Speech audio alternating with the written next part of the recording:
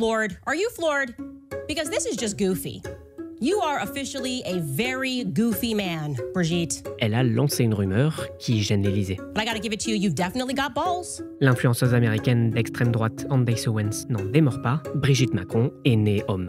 Une fake news dont le couple Macron veut se débarrasser une bonne fois pour toutes. Le 23 juillet, le président français et la première dame ont engagé des poursuites en diffamation contre l'américaine. Fire everybody around you, and I mean literally everyone around you who told you that this was a good idea, that this was a very good idea for you to be the first sitting first lady of a country to file a lawsuit against a journalist of another country.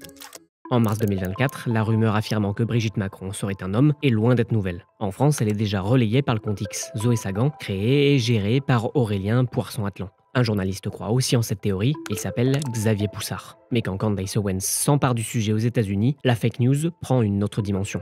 Sur sa chaîne YouTube, puis sur son site, elle fait des dizaines de vidéos censées prouver la rumeur. A year ago when I said that I would stake my entire professional career on the fact that Brigitte Macron, the current First Lady of France, was born a man, there were many people, of course, who did not believe me because that just sounds crazy. Emmanuel Macron, the president of France, I'm pretty sure him and his husband Brigitte are going to come for my life because check out this headline, all the way from France. Brigitte Macron, la rumeur qui inquiétait l'Élysée. So they are concerned about something, and I can tell you what that something is. Et elle va même plus loin avec ça. La série documentaire Becoming Brigitte est réalisée par Candace Owens et Xavier Poussard. 8 épisodes, plus de 6h40, censés explorer la vie de Brigitte et sa transition pour devenir une femme. Bref, Candace Owens va sucer le sujet jusqu'à la moelle en faisant l'un de ses business principaux depuis 1 an, même si rien n'est logique dans cette histoire. Les avocats du couple Macron affirment même dans leur plainte que Candace Owens avait pleinement conscience de la fausseté de ce qu'elle racontait. Selon eux, elle aurait persisté dans sa campagne de diffamation et sa campagne d'humiliation mondiale pour gagner en notoriété et faire de l'argent. Et cette manière de gagner de l'argent, Candace Owens l'exploite au maximum, quitte à surfer sur les théories du complot les plus fumeuses.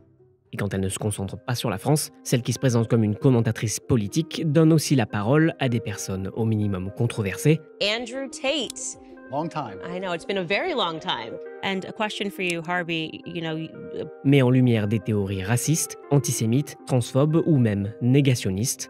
That we ethnically, the Allies, ethnically cleansed 12 million Germans. Because when you say to people, okay, what is it about Hitler? Why is he the most evil? Well, the first thing people would say is, well, an ethnic cleansing almost took place. And now I offer back, you mean like we actually did to the Germans? Elle a des liens étroits avec Donald Trump et reprend la propagande russe quand il s'agit de prendre position contre l'Ukraine. D'abord journaliste pour une très courte période, ça fait bien longtemps que Candace Owens a abandonné l'idée de relayer des informations vérifiées. Aujourd'hui, elle s'inscrit dans la lignée des influenceurs d'extrême droite qui ont leurs accès à la Maison-Blanche à la place des grands médias et participent à développer les idées trumpistes aux États-Unis.